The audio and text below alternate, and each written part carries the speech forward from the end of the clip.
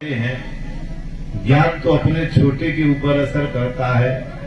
हम अपने बाप दादा बूढ़ों को ज्ञान, अरे हमी को ज्ञान सिखाता है, हमारे सामने पैदा हुआ लगा हमी को उपदेश देने। तो ऐसी जगह ज्ञान नहीं ठोकना चाहिए। पहले ये देख लेना चाहिए कि यह पात्र है कि नहीं है, हमारी ज्ञान का असर इसके ऊपर होगा कि नहीं होगा। भगवान ने कहा ना, ये हमसे बड़े हैं, इनको हम कैसे ज्ञान देंगे। तो क्या करें, बोले चलो इनको इनके बड़े के पास ले चले। तो कहाँ ले गए, भीष्म पितामह के पास। भीष्म पितामह अभी जीवित है। भीष्म पितामह के पास गए, सरसैया पर पड़े हैं। भगवान द्वारिकाधीश ने अर्जुन को भेजा, जाओ प्रणाम करो। अर्जुन गए प्रणाम करने, और तो भीष्म पितामह ने कहा कि वो द्वारिकाधीश कहाँ है। तो भगवान प्रकट हो गए, द्वारिकाधीश आए तो भगवान को देख करके प्रणाम किया। वो जो जाकर भीष्म पितामह को, भीष्म पितामह ने कहा कि इतनी प्रतीक्षा करा करके आप आए हो। इसलिए भीष्म पितामह ने भी भगवान से कह दिया, सदैव देवो भगवान प्रतीक्षता कलेवरम यावदिदम हिनोम्यहम प्रसन्नहा सारुणलोचनं सन मुखाम्बुजो ध्यान पथ चतुर्भुज। इतनी प्रतीक्षा तुम करा के आए हो। आज इतने 6 महीने से मैं इसी सरसैया पर पड़ा हूं। क्यों पड़े हैं मित्रों, 2 कारण हैं। एक तो ऐसा कहा जाता है कि भीष्म पितामह उत्तरायण की प्रतीक्षा में थे। उत्तरायण माने वर्ष में 6 महीना सूर्य उत्तरायण और 6 महीना दक्षिणायन। ये भेद क्यों है, ये देवताओं का दिन और रात्रि है। 6 महीने की, हमारे यहाँ का 6 महीना का जो समय दक्षिणायन का है, इतना समय देवताओं की रात्रि होती है। जितना उत्तरायण का 6 महीने का हमारा समय, उतना देवताओं का दिन होता है। तो दिन में किसी के आप घर जाएंगे तो दरवाजा खुला मिलेगा, और आधी रात में कोई मेहमान आएगा तो दरवाजा बंद रहेगा कि नहीं बंद रहेगा। इसलिए ये माना जाता है कि जो उत्तरायण में मरेगा उसे खुला दरवाजा मिलेगा, और जो दक्षिणायन में मरेगा वह दरवाजा बंद पाएगा।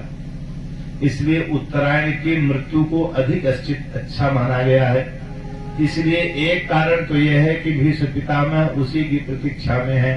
और भीष्म पितामह ऐसे महापुरुष हैं कि जब चाहे तभी मरेंगे, इच्छा मृत्यु का वरदान है। तो एक तो उत्तरायण, वह तो मित्रों वह भी उत्तरायण आ गया, माघ महीना आ गया, और एकादशी तिथि भी है आज। तो एक तो वो बात हो गई, वो भी बात है। दूसरी बात और है, बड़ी रहस्य की बात है, भगवान श्री कृष्ण का भी नाम उत्तरायण है। अभी कथा सुना आपने ने, उत्तरा के गर्भ में प्रविष्ट होने के कारण एक नाम उत्तरायण पड़ा। विष्णु सहस्त्र नाम, गोपाल सहस्त्र नाम में देख लेना, उत्तरायण नाम है भगवान का। अब ये निर्णय करना पड़ेगा कि कौन से उत्तरायण की प्रतीक्षा में है। खैर दोनों उत्तरायण भीष्म पितामह के सामने हैं। तो पितामह कहते हैं 6 महीने से मैं प्रतीक्षा कर रहा हूं, इसलिए तुम भी प्रतीक्षा करो। सदैव देवो भगवान प्रतीक्षता, हे ठाकुर जी मेरी प्रतीक्षा करो। प्रतीक्षा करा के आए हो ना, तो तुम भी प्रतीक्षा करो। भगवान ने कहा कब तक, कलेवरम यावदिदम हिनोम्यहम, यावदिदम कलेवरम अहम न हिनोम्यहम, हे भगवान तावत्वम प्रतीक्षताम। इसका अर्थ यही हुआ ना, यावत इदम कलेवरम, यावत माने जब तक, इदम माने इदम, कलेवरम कलेवरम माने ये शरीर। यावत इदम कलेवरम, जब तक अहम न हिनोम्य, जब तक मैं इस शरीर को छोड़कर न चला जाऊं, हे भगवान तावत्वम प्रतीक्षताम, तब तक तुम मेरी प्रतीक्षा करो। कलेवरम यावदिदम हिनोम्यहम। तो भगवान जब यह बात सुने तो थोड़ा सा मन कुमला गया, सिर नीचे कर लिया। जो सिर नीचे किया, क्यों चिंता क्यों हो गई, चिंता इसलिए हो गई कि पता नहीं कौन से संवत्सर में जाने की योजना बनावी, नहीं तो इच्छा मृत्यु का वरदान है। इसलिए सिर नीचे करके थोड़ी चिंता में हो गए। पुनः डांट फटकार लगाई पितामह ने, हे महाराज ये लौकी की तरह लटका हुआ मुंह देखने के लिए हमने थोड़ी खड़ा किया है। तो बोले प्रसन्न हासारुण लोचनन्नसं मुखाम्बुजो ध्यान पथ चतुर्भुज। थोड़ा हंसिए, थोड़ा मुस्कुराइए और एक काम और करिए। क्या? बोले ध्यान पथस चतुर्भुज। ये दो भुजा वाली झांकी हटाओ मेरे सामने से। ये पांडवों को दिखाना मैं जानता हूं आपको, इसलिए अंतिम समय है, एक बार चतुर्भुज रूप का दर्शन करा दो और मेरे सामने मुस्कुरा दो। क्यों? क्योंकि लखी जिन लाल की मुस्कान तिन्हीं बिसरा सब वेद विद संयम योग संयम ज्ञान नेम व्रत आचार पूजा पाठ गीता ज्ञान। लखी जिन लाल की मुस्कान, सारा गीता ज्ञान योग पूजा पाठ संयम नेम व्रत आचार सब समाप्त हो जाता है जो आपकी एक मुस्कान को देख ले। पीतांबरी कसी हो छवि मन में ये बसी हो, होठों में कुछ हंसी हो जब प्राण तन से निकले। इसलिए थोड़ा सा हंसिए। प्रसन्न हासारुण लोचन सन। भगवान हंसने लगे और चतुर्भुज रूप दिखाया उनको, भीष्म पितामह को। तब ले जाकर के धर्मराज को खड़ा कर दिया।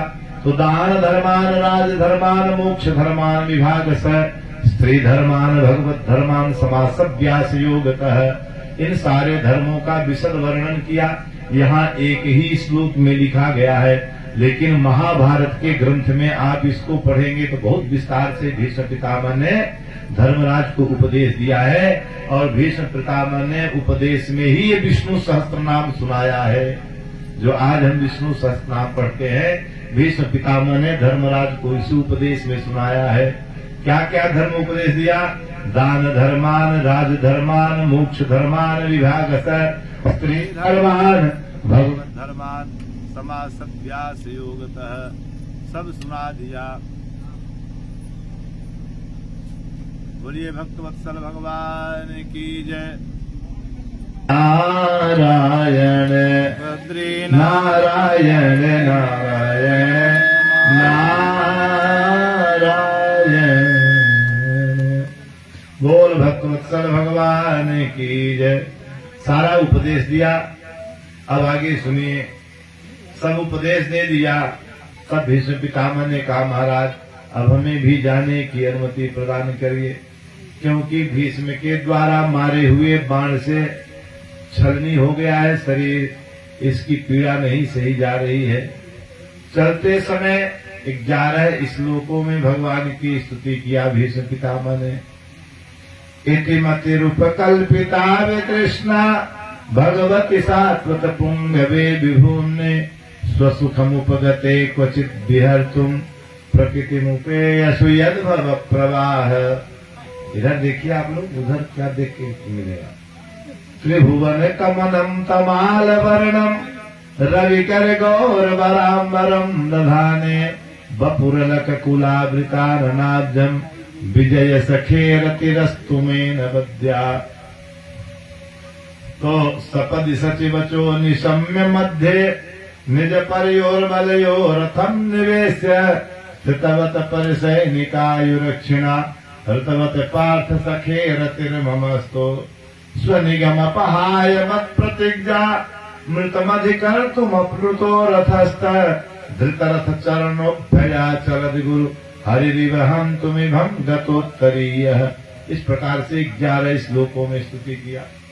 क्या करें? वरदान मांग लो। देखिए भाव, देखिए अर्थ तो विविध है। भाव, इन अर्थों में जो भाव है उस भाव को कैसे सजा रहे भीष्म पितामह जी। कहते हैं महाराज वरदान देना चाहते? बोले हाँ। तो एक ही वर दीजिए। क्या? बोले कुछ चाहिए नहीं, बस एक इच्छा मेरे मन में है। क्या इच्छा है? बोले महाराज किसी की बिटिया अविवाहित रह जाए और वह मर जाए तो उसकी मुक्ति तब तक नहीं होती जब तक बिटिया का विवाह न हो जाए। ये तस्मात् शास्त्र प्रमाणित बात है, मनमुखी बात नहीं है।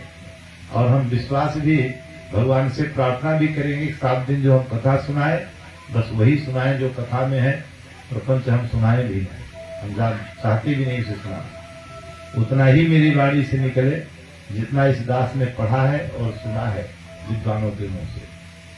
और आज तो कथा में बहुत प्रपंच होने लगे, लेकिन अब उससे हमसे कोई लेना देना नहीं है।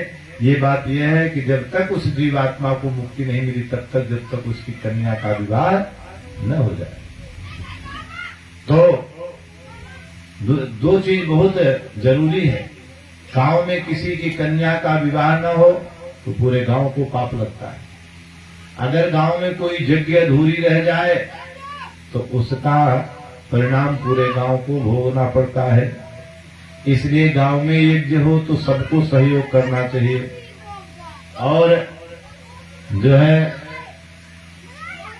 किसी की बिटिया के विवाह में कोई अड़चन नहीं डालना चाहिए। ऐसे भी दुष्ट आत्मा है कि बिटिया के विवाह में भी खलल पैदा करते हैं। शादी लग गई तो पहुंच जाएंगे जहां लगे, अरे वो लड़की का उसका हम सब आचरण जानते हैं, एक एक बात हमको पता है उसका, वही लड़की आपको मिली थी। ऐसे दुष्ट लोग अपना इहलोक और परलोक दोनों समाप्त कर लेते हैं और कहीं उनको चैन नहीं मिलता। तो इसलिए महाराज मेरे भी मन में एक बात है। क्या बात है? बोले मेरी बिटिया अविवाहित है, उसका विवाह नहीं हुआ है। तब पूरा पांडव परिकर आश्चर्य में चकित रह गया। भगवान बोले महाराज बड़ा आश्चर्य की बात कर रहे हैं, आपने तो विवाह ही नहीं किया, आजन्म ब्रह्मचर्य व्रत का पालन किया, तो ये आज बिटिया कहां से आ गई अचानक? आपका विवाह करवाने के लिए आपके गुरु परशुराम जी आए तो 21 दिन तक आपने उनसे युद्ध कर लिया, जबकि गुरु से लड़ना नहीं चाहिए। लेकिन अपने गुरु परशुराम से भी 21 दिन तक आप युद्ध किए, लेकिन विवाह नहीं किया आपने। अब ये बताइए कि बिटिया कहां से आ गई? तो भीष्म पितामह कहने लगे कि जानना चाहते? बोले हाँ। तो बोले इति मति रूप कल्पिता वितृष्णा भगवती सात्वत पुंगवे विभुम्ने स्वसुख मुपगते क्वचेद विहर्तुम प्रकृति मुपेय सुयत भव प्रवाह। इति मति रूप, और कोई बिटिया नहीं है, ये मेरी बुद्धि रूपी बिटिया। इसका पानी ग्रहण हो जाए, अगर पानी ग्रहण नहीं होगा तो ये स्वतंत्र रहेगी। अजिम स्वतंत्र भय बिगड़ ही नारी, नारी अगर स्वतंत्र रहेगी तो वह बिगड़ जाएगी। इसलिए उसे स्वतंत्रता नहीं है। अब सरकार भले स्वतंत्र कर दे, लेकिन स्त्री स्वातंत्र नहीं अच्छी होती है, वह जो है परतंत्र ही अच्छी होती है। ये सब प्रसाद के चक्कर में दौड़बाजी लग रही है ना? कथा तो इससे लेना देना इनको है नहीं। ये प्रसाद को के कारण ये जा भी नहीं रहे यहाँ से, और ये यहाँ बैठ नहीं सकते, इधर से उधर दौड़बाजी देखिए। तो अब चलिए उधर से चित्त हटाए तो इधर कुछ काम बने, और तो कोई एक संभालने वाले हो जाए तो कुछ काम बन सकता है, व्यवस्था बनाने वाले हो जाए तो काम बन सकता है। इनका प्रसाद अभी निपटा दिया जाए। बोल भक्तवत्सल भगवान की जय। तो मेरी बुद्धि रूपी बिटिया, इसका विवाह हो जाए। कहां विवाह करोगे? भगवान ने पूछा। कहीं दूल्हा देखा है? तो भीष्म पितामह ने कहा दूल्हा तो सामने ही खड़ा है, इससे बढ़िया दूल्हा कहां मिलेगा? तो भगवान ने कहा कि बढ़िया दूल्हा के लिए दुल्हन भी बढ़िया चाहिए। IAS PCS दूल्हा ढूंढ लिया और लड़की चट्टा चिट्टी भी नहीं जानती, दिन भर अंगूठा पीती है, तो कितने दिन दोनों में चलेगा वो प्रेम विवाह? एक दिन तो छोड़ देगा। इसलिए अच्छा लड़का अगर ढूंढ रहे हो तो लड़की को भी पढ़ाओ लिखाओ, उसकी बराबरी की होनी चाहिए, तभी न प्रेम बनेगा, नहीं तो टूट जाएगा। तो बताओ, जब दूल्हा हमारे हमको तुमने ढूंढा है तो हमारे लायक तुम्हारी बिटिया है? बोले महाराज और तो हम नहीं जानते हैं, लेकिन एक गुण आपको बहुत प्रिय है, वह गुण मेरी बिटिया में है। कौन सा गुण? बोले आपको तृष्णा प्रिय नहीं है। मेरी बिटिया बुद्धि रूपी बिटिया में एक गुण है कि वह वितृष्णा है। इति मत रूप कल्पिता वितृष्णा, उसमें कोई तृष्णा नहीं है। तृष्णा किसे कहते हैं? तृष्णा का क्या मतलब है? आज एक है फिर कल 10 हो, अब 100 हो तो अच्छा है। 100 पाकर संतोष नहीं, अब सहस्त्र हो तो अच्छा है। इसी तरह बढ़ते बढ़ते राजा के पद पर पहुंचा है, फिर भी संतोष नहीं होता। यह ऐसी डाइन तृष्णा है। जब तलक हृदय में तृष्णा है तब तलक प्रकाश नहीं होता। इस आयु का नाश हो जाता है, लेकिन तृष्णा का नाश नहीं होता। आज एक है, 10 हो, 100 हो, मारो काटो लूटो पाटो, चाहे बेईमानी करो, चाहे भ्रष्टाचार करो, चाहे चोरी करो, चाहे भाई की संपत्ति छीनो, कहीं से भी ले आओ, लेकिन बढ़ाओ। ये जो सुरसा की तरह तृष्णा अपना रोज रोज मुंह फाड़ती है। जब तलक हृदय में तृष्णा है तब तलक भगवान की कृपा रूपी प्रकाश से तुम वंचित रहोगे। कृपा रूपी प्रकाश नहीं मिलेगा। तो वही भीष्म पितामह कहते हैं कि मेरे बुद्धि रूपी बिटिया में कोई तृष्णा नहीं है। अब बोलो सही है? तो भगवान प्रसन्न हो गए। तो बोले अगर बिटिया मेरी सही हो तो उसका वर्ण कीजिए और फिर ज्यों की त्यों मुझे मेरी बिटिया बाद में लौटा दीजिएगा। जब वह ससुराल से मायके आवे तो और गुण सीख करके आवे। जितना गुण मैंने दिया है वह तो है ही है। जब आपके यहाँ से मेरे मायके अपने मेरे घर में आवे मेरी बुद्धि, अगला जन्म लूं तो वह और सारे सत्व गुण से समर्पित होकर मुझे वापस करना। ये समझ में बात आ रही है ना? अब जिसकी बुद्धि का पाणी ग्रहण वर्ण भगवान कर ले, उसकी अधोगति हो सकती है क्या? वह कभी गत में गिरेगा? कभी पापाचरण में उसकी प्रवृत्ति होगी क्या? नहीं होगी, क्योंकि उसकी बुद्धि की बागडोर भगवान ने पकड़ लिया है। तो भीष्म पितामह ने यही बात किया और अंत में भगवान के चरणारविंद का स्मरण करते करते उनके शरीर से तेज पुंज प्रकाश से निकला और भगवान के चरण में समाहित हो गया। बोल भक्त वत्सल भगवान की जय। देखिए 4 बजे से कथा की बात है और 7 बजे तक, तो फिर भी थोड़ा इधर देर हो ही जाती है और 7 बज गया है। और जिस तरह से कुछ श्रोता हम देख रहे हैं, भले संख्या में वो कम है, लेकिन पांडव 5 हमें स्वीकार है। और आगे पूरा नहीं बोलेंगे। 5 पांडव स्वीकार हैं और उन्हें एक जितना हमारी मति गति हम सुना रहे हैं। और उसी कारण आप लोगों ने बांध रखा, नहीं तो हम तो कथा में विस्तार से लिया थोड़ी सी। इसके बाद भीष्म पितामह भी चले गए और द्वारिकाधीश भी द्वारिका चले गए। अर्जुन पहुंचाने गए, अभी जल्दी से सुना रहे हैं।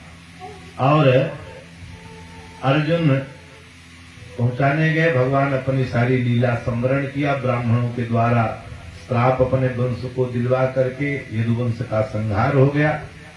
उद्धव को चरण पादुका देकर बद्री विशाल भेज दिया। मैत्रेय ऋषि को भागवत का ज्ञान दे दिया और अर्जुन को गोपियों का भाग सौंप दिया कि वृंदावन में राधा रानी की सेवा में लगा देना। यह कहकर भगवान स्वधाम चले गए और बाद में कोल भिल्ल बन करके अर्जुन से गोपियों को लूट भी लिया। इसलिए लूट लिया कि अर्जुन का अभिमान जो था, अब अर्जुन को पता चल गया गांडी वही, अर्जुन में वही, आज कोल भिल्लों से हार गया मैं। इसका मतलब है ये ताकत मेरी नहीं थी, ये बुद्धि मेरी नहीं थी, ये धन मेरा नहीं था, ये वैभव मेरा नहीं था और ये यौवन मेरा नहीं है। ये सब भगवान का दिया हुआ उपहार है।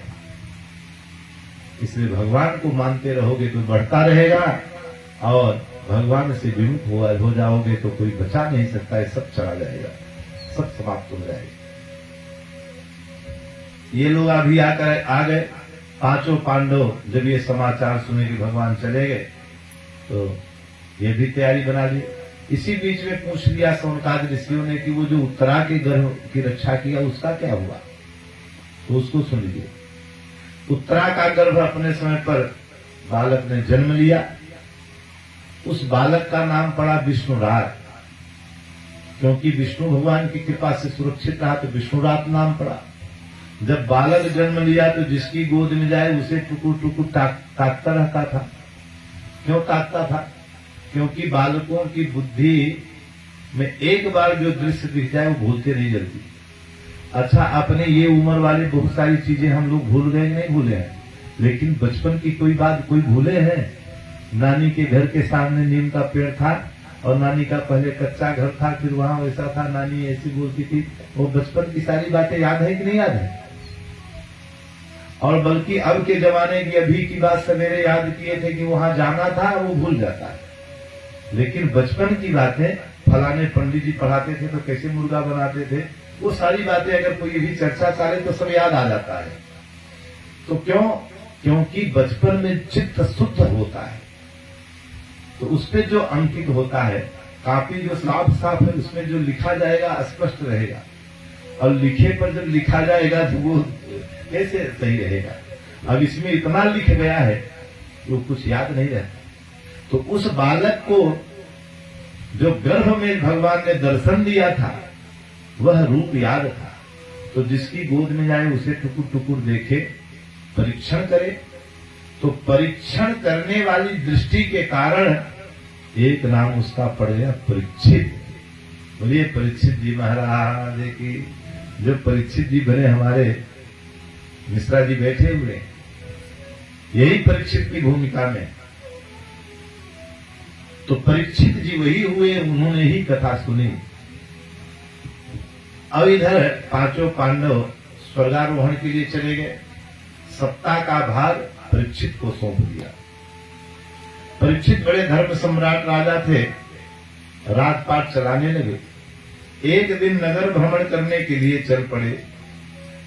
देखा कि एक काला कलूटा पुरुष एक बैल के ऊपर प्रहार कर रहा है। ध्यान दीजिएगा, जब जब शास्त्र में वृषभ का वर्णन आएगा वहां पर वृषभ का तात्पर्य बैल का धर्म से है, और जहां जहां गौ का वर्णन आएगा तो गौ के रूप में धरती का ही अवतरण होता है। वेद शास्त्रों में धरती जब आती है तो गौ के रूप में, और धर्म का उपाख्यान जितना भर मिलेगा वो बैल का, वो धर्म के रूप में। तो ये जो बैल है, बैल मत समझिए, ये धर्म है। और धर्म के 4 चरण हैं, दया, दान, करुणा और सत्य। इन 4 में से 3 पैरों को उस पुरुष ने तोड़ डाला है। एक सत्य रूपी पांव पर वो घसीट कर चल रहा है। गैया मिली तो बैल रोने लगा, और बैल को देखकर गैया भी रोने लगी। तो बैल ने पूछा कि तू क्यों रो रही है? गोविंद चले गए इसलिए रो रही है। गोपाल चले गए जिन्होंने अपना नामे हम लोग हमारे कारण अपना नाम रख लिया था। अगर इसलिए रो रही है तो आंसू बचा के रखना। ये जो मेरे पीछे पड़ा है, जानते हो कौन है? कौन है? बोले कलयुग है, घोर कलिकाल आने वाला है। अभी क्या अपमान हुआ है? बरसे बरसे क्रम जाका मंगलम नाथ दिसके। आगे तो चल करके किसान हमको पकड़ेगा, तुम्हारा दूध भी खाएगा, अपने बच्चों को जिंदा रखेगा, और फिर तुमसे जब हम जन्म लेंगे तो हम बैल चलाएंगे, छाती से उसका बैल चलाएंगे, दमरी में लगेंगे, बैलगाड़ी कर ले भी चलाएंगे किसान का, और जब बुढ़े हो जाएंगे तो वो किसान हमें कसाई के हाथ बेच देगा और कसाई काटेगा हमें। ऐसी स्थिति भी आने वाली है, इसलिए आंसू बचा के रखना। परीक्षित जी सबकी आवाज समझते थे तो प्रकट हो गए। ये धर्म है, ये धरा है, ये धूर्त कौन है? धनुष बाण चढ़ा लिया। कलयुग बड़ा बुद्धिमान था, दीनवत शरणंगत है, शरण में चला गया। कौन हो? तो परिचय दिया, मैं कलयुग हूं। तो मेरे राज्य में क्यों आए? बोले मेरा समय आ गया है, आपका ट्रांसफर हो गया है, आपको जाना पड़ेगा। सब मुझे अब सब सत्ता का भार सौंपिए। अगर नहीं जाना चाहते तो मुझे ही रहने के लिए स्थान दे दीजिए। तो परीक्षित ने 4 स्थान दिए। कौन से स्थान दिए ये ध्यान दे दीजिएगा। द्यूतम पान स्त्रिया सूना यत्रा धर्म चतुर्विध। ये 4 स्थान। द्यूतम जहां नित्य दहला पकड़ होता हो, जहां रोज 29 मची हो, जिस घर में जहां रोज ताश खेला जाता हो, रोज 64 पासा फेंका जाता हो, ये समझ लेना परीक्षित की कलयुग ने हमारे घर में डेरा डाल दिया है। पहले पूर्वज कहते ना ताश करे नाश, तो जिस घर में ताश खेला जाए, दिन भर दहला पकड़ मचा है 29, जुआ ताश पासा फलास फेंके जा रहे हो, वहां कलयुग का वास परीक्षित ने दे दिया, तुम वहीं पर रहना। तो आपके घर में तो नहीं होता है? हाँ, तो आप बचे हो। इस प्लाट में भी चेक कर लेना कि नहीं होता कि नहीं होता। तो बोल भक्तवत्सल भगवान की जय। दूसरा स्थान पानम, मदिरा पान जहां होता हो वहां तुम रहना। रहता है कलयुग नहीं रहता वहां, नहीं रहता तो कल जाओ बाजार में चेक करो, सबकी दुकान में जाना और थोड़ा सा मन का निरीक्षण परीक्षण करना कि मन कैसा है। फिर अंतिम में शराब की दुकान पे थोड़ी देर खड़े हो जाना। अगर मन बदल न जाए, मन में घृणा न हो जाए तो बताना, वो मन बता देगा कि यहाँ कलयुग है। तुम मदिरा जहां हो, जिस घर में मदिरा पान हो या जहां बिक्री होती हो वहां पे तुम्हारा निवास हो। तीसरा स्त्रियां है, लेकिन सभी स्त्रियों की बात नहीं करें, माताएं बहनें श्राप मत देना, बात समझ लेना पहले। यस्य नार्यस्व पूजनते रमनते तत्र देवता। हमारी संस्कृत तो यह है कि जहां नारी की पूजा हो, नारी का सम्मान हो, देवता वहीं रहते हैं। तो यहाँ क्यों ऐसा लिखा है वो सबके लिए नहीं लिखा है, लेकिन एक बात मान लेना, जिस घर में लंपट स्त्री होगी वहां भी कलयुग रहेगा। लंपट स्त्री कह करके हम संकेत कर दिए हैं, अब उसको हम ज्यादा वर्णन करेंगे तो ये व्यासपीठ की मर्यादा चली जाएगी, समझने वाले के लिए बहुत है। लंपट स्त्री जहां रहेगी शंकर वर्ण उत्पन्न करेगी और वह पूरे कुल का समेत और पूर्वज पितरों को भी अधोगति में डाल देगी, कई पीढ़ी तक बर्बाद कर देगी।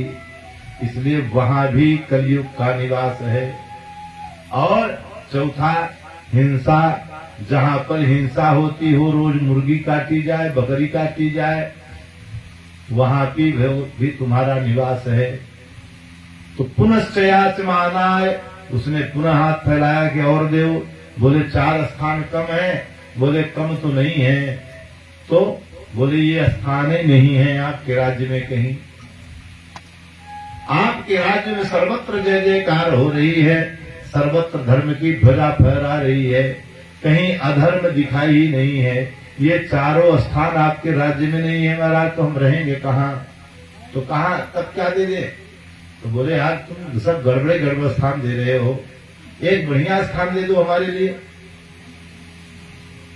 क्यों? बोले हमारे अंदर गुण भी है, सब दुर्गुण नहीं है। तो गुण कौन सा है? तो एक गुण बता दिया कि देखो ये गुण है हमारे अंदर। क्या गुण है? बोले महाराज गुण यह है कि यत् फलम नास्ति तपसा न योगेन समाधिनाम तत्फलम लभते सम्यक कलौ केशव कीर्तनात्। यत् फलम नास्ति तपसा न योगेन समाधिनाम। अन्य युगों में बड़ी बड़ी तपस्या, योग, समाधि, ध्यान, दया, धर्म, पुण्य, दान, उपदान आदि व्रत, ये सब करने से जो पुण्य, जो फल नहीं मिलता है, वह कलयुग में तत्फलम लभते सम्यक, बहुत जल्दी वही फल मैं दे दूंगा कलयुग में। कैसे? कलयुग केशव कीर्तनात्। खाली श्री राम सीताराम जय सीताराम, सीताराम जय सीताराम इतना भी कर लोगे तो वही फल मैं दे दूंगा। बोल भक्तवत्सल भगवान की। कलयुग ने जब ये कहा तब परीक्षित प्रसन्न हो गए कि तब तो तुम्हारी जरूरत है, तो हम कहाँ निवास दे दे? बोले स्वर्ण में निवास दे दीजिए।